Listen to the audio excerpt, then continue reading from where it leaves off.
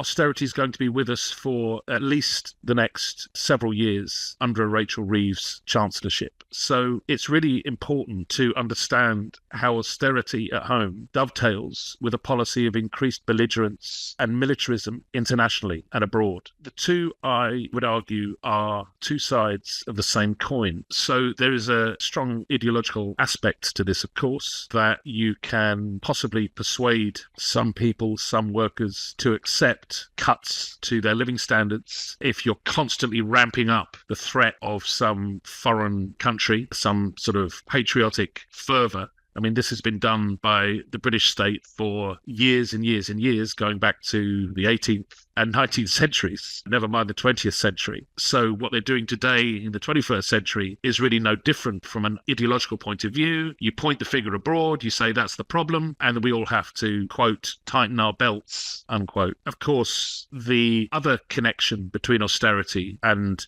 militarism is an economic connection. So the proposals which are coming out of, I think this actually came out of the NATO conference in Spain, in Madrid, in 2022, the proposal for NATO member states to raise the percentage of their gross domestic product that they spend on defence, quote unquote, essentially on armaments, is increasing in the case of Britain up to 2.5%, but there are voices also pressing for that to go further. There's talk of 2.75% and even 3% as the target. And of course, in a context of austerity where you have a limit, a squeeze on public spending, if you increase public spending on arms contracts, then you're reducing public spending in other areas of the public sector, of the economy. So it's clearly the need to inflict austerity is connected with this need to change the proportion of GDP that's being spent and increase it, the proportion of GDP that's being spent on arms. These two are completely linked economically as well as ideologically. And I think that for the trade union movement, that means that we have to puncture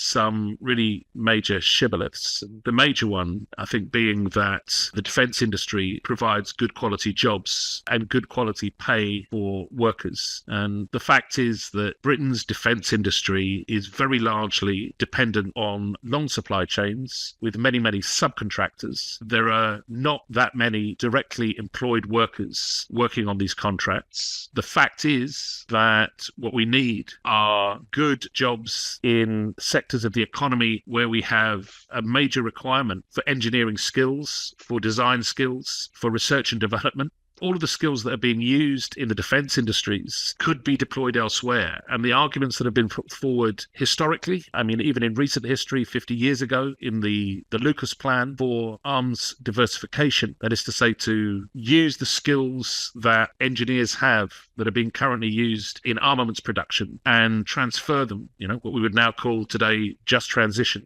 transfer them into a more socially useful sectors.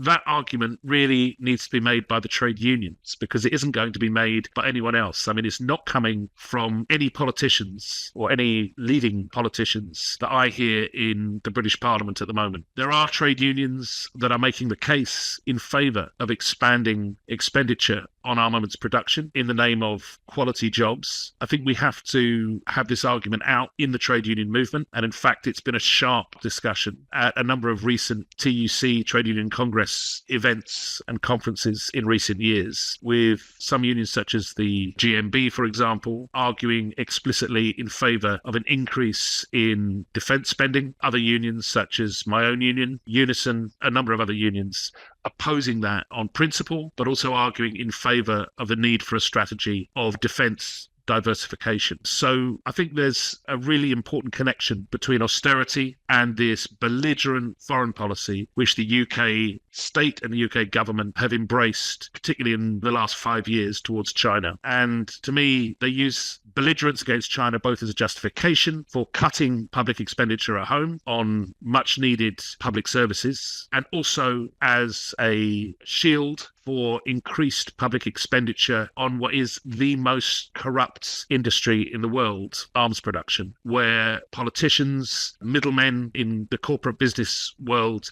make millions and millions of pounds in kickbacks backhanders and bribes all over the world every day. So there's a personal, financial, pecuniary gain that you could argue some politicians are looking for from this. And there will be a very large number of members of the British Parliament, both in the Tory party and in the Labour Party, on the front benches of both parties, who will have shares and directorships in armaments companies. There's a very direct relationship between their personal interest in fueling this defence industry bonanza and the need to justify austerity amongst the population at large.